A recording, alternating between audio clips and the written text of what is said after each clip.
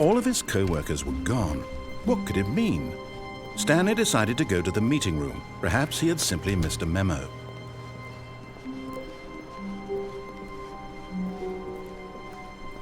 When Stanley came to a set of 2 open doors, he entered This was not the correct way to the meeting room, and Stanley knew it perfectly well. Perhaps he wanted to stop by the employee lounge first, just to admire it. Wow, yes, this room. But eager to get back to business, Stanley took the first open door on his left. Stanley was so bad at following directions, it's incredible he wasn't fired years ago. Look, Stanley, I think perhaps we've gotten off on the wrong foot here. I'm not your enemy, really, I'm not. I realize that investing your trust in someone else can be difficult, but the fact is that the story has been about nothing but you all this time. There's someone you've been neglecting, Stanley. Someone you've forgotten about. Please, stop trying to make every decision by yourself. Now, I'm not asking for me, I'm asking for her. This is it, Stanley. Your chance to redeem yourself, to put your work aside, to let her back into your life. She's been waiting. That's her, Stanley. Oh, no, you can't. Did you just unplug the phone? No, that wasn't supposed to be a choice. How did you do that? You actually chose incorrectly? I didn't even know that was possible. Let me double check. No, it's definitely here, clear as day. Stanley picks up the phone. He's taken to his apartment where he finds his wife, and the two pledge themselves to one another. Music comes in, fade to white, roll credits. Not picking up the phone is actually somehow an incorrect course of action. How is that even possible? None of these decisions were supposed to mean anything. I don't understand. How on earth are you making meaningful choices? What did you... Wait a second. Did I just see... No, that's not possible. I can't believe it. How had I not noticed it sooner? You're not Stanley. You're a real person. I can't believe I was so mistaken. This is why you've been able to make correct and incorrect choices. And to think I've been letting you run around in this game for so long. If you'd made any more wrong choices, you might have negated it entirely. It's as though you completely ignored even the most basic safety protocol for real-world decision-making. Or did you not grasp the severity of the situation? Well, I won't have that kind of risk on my watch. I'm going to stop the game for a moment so we can educate you properly on safe decision-making in the real world. Please observe this helpful instructional video. Choice. It's the best part of being a real person, but if used incorrectly can also be the most dangerous. For example, in this scenario, a hypothetical real person named Stephen has a choice. He could spend years helping improve the quality of life for citizens of impoverished third world nations.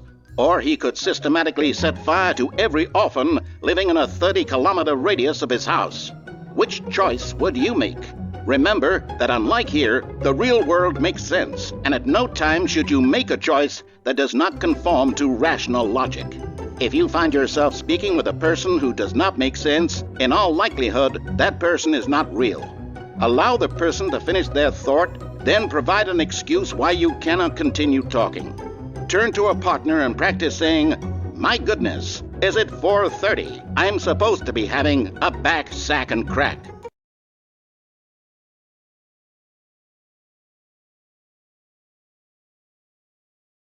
Excellent.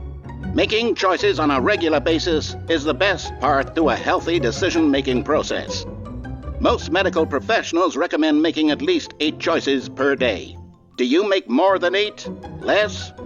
And finally, if you begin to wonder if your choices are actually meaningful and whether you'll ever make a significant contribution to the world, just remember that in the vast infiniteness of space, your thoughts and problems are materially insignificant, and the feeling should subside. At this time, your instructor will guide you in an exercise to test and reinforce the material covered in this video. Welcome back. You may have noticed that this room has begun to deteriorate as a result of narrative contradiction. But not to worry. Now that you're properly informed on good decision-making, we're going to revisit a choice you made just a few minutes ago and see what the correct thing to do would have been. This way, please.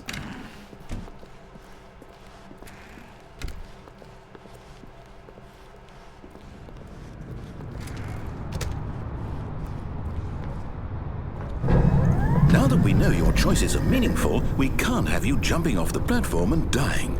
Imagine the main character dying senselessly halfway through the story. That story would make no sense at all.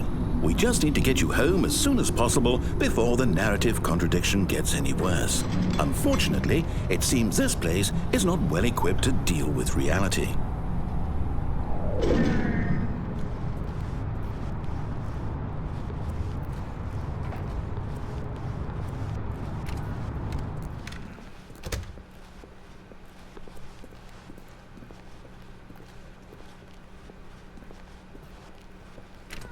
Almost there. You'll take the door on the left, back to the correct ending, the story will have resolution once again, and you'll be home free in the real world.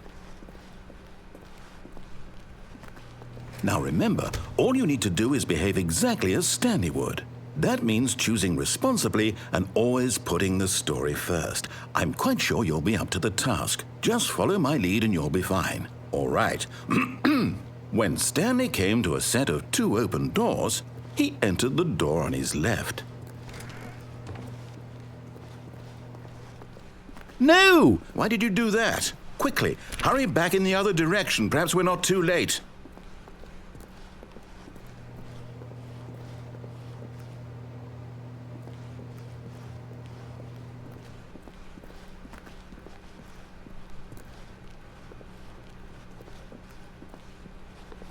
Oh, it's ruined. I can't believe, after everything we talked about, that my story, you've destroyed my work. Why? For what? What did you get out of that? What did you think was so special about seeing the game undone, left here like so much garbage? It's worthless now. And what am I supposed to do? Even if there were a way to continue, would it be worth it?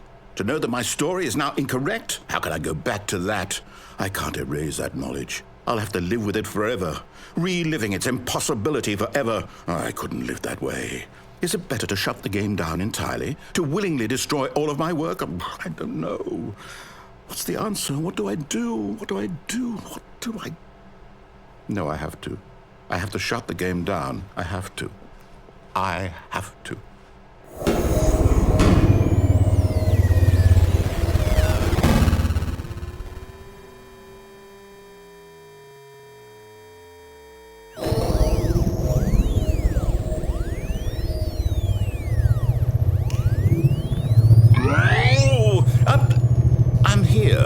I'm still here in this pile of rubbish, with you who thought you were so clever. Now look where we are. My entire game is destroyed. It was the only thing in the world that was mine, and you've run it into the ground. What, did you think that would be funny? You just had to see? Didn't I impress upon you how important it was to be like Stanley? He actually knows how to do what I tell him to. He understands that if I say to do something, there's a damn good reason for it. That thought hadn't even occurred to you, had it? That there's a world outside of you? You're a child. Oh, my story. If you'd just gone through the door on the left, you would have seen it. There was a whole underground facility. You would have destroyed it and been victorious. It would have been so perfect. I worked so hard on it. I tried so hard. Behave exactly as Stanley would.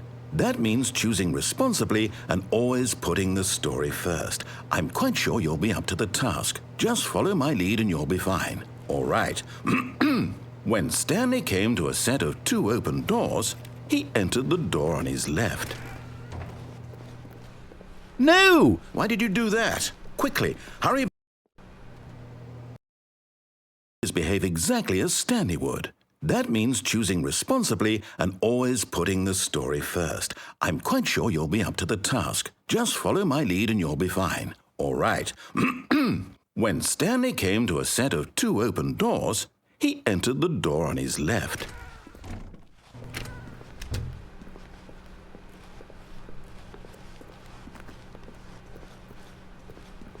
Yet there was not a single person here either. Feeling a wave of disbelief, Stanley decided to go up to his boss's office, hoping he might find it. Coming to a staircase, Stanley walked upstairs to his boss's office.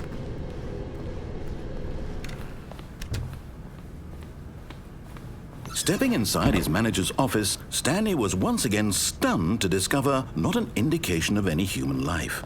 Shocked, unraveled, Stanley wondered in disbelief who orchestrated this, until he saw the door with a voice receiver next to it. Surely behind this door lay all the answers to his questions. And beyond all probability, he knew the passcode.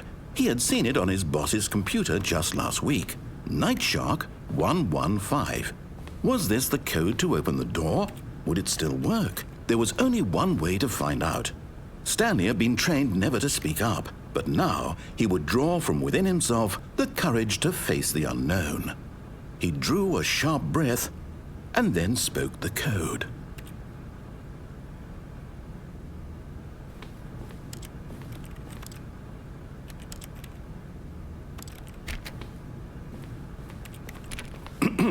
Stanley spoke the code. Nightshark 115. He spoke it into the receiver, right there on the wall.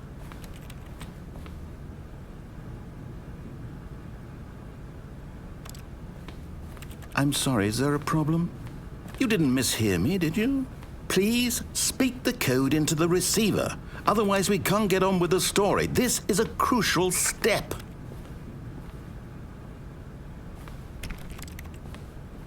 Okay, fine, you're not going to do it, but you know what? It's pretty humiliating to bring you this far, only for you to suddenly decide you have better things to do. I asked you for this one single thing, for your respect. The kind of respect Stanley shows for his choices. He knows what it means to take a story seriously. If you didn't want to see what I had to show you, then why did you come here? You had a choice, you know. You could have gone through the door on the right. You could have done whatever the hell you wanted over there. Why did you come this way? Speak. Say something to me. Explain yourself, you coward. When Stanley came to a set of two open doors, he entered the door on his left. Stanley? Hello? Are you... Is everything okay? Stanley, please. I need you to make a choice. I need you to walk through the door. Are you listening to me? Can you hear me? Is everything all right? Stanley, this is important. The story needs you. It needs you to make a decision. It cannot exist without you. Do you understand me? Whatever choice you make is just fine. They're both correct. You cannot be wrong here. We can work together. I'll accept whatever you do. I simply need you to take that step forward, please. Choose. Do something. Anything. This is more important than you can ever know. I need this. The story needs it. So, you hear me? Are you there? Are you listening to this? Stanley, are you there? Okay. It's okay, I can wait. You need time to decide. Time to make sure your choice is correct. That is the best choice. That's all right. I'll wait for you to decide what's the right thing to do. Take as much time as you need.